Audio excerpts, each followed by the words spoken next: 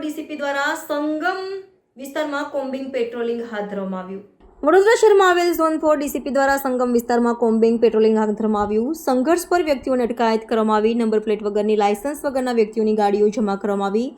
અનેક સંઘર્ષ પર વ્યક્તિને અટકાયત કરવામાં આવી. નંબર પ્લેટ વગરની ગાડીઓ ડિટેન કરવામાં આવી. અનેક લોકોને પૂછપરછ કરવામાં આવી. મોડી રાત સુધી રખડતા અસામાજિક તત્વોની કડક પૂછતાછ કરવામાં આવી.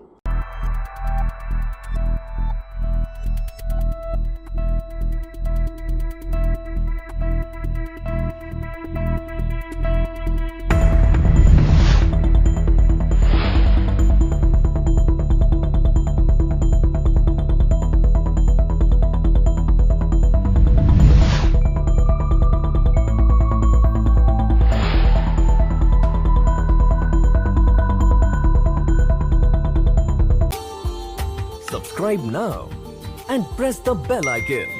Never miss an update.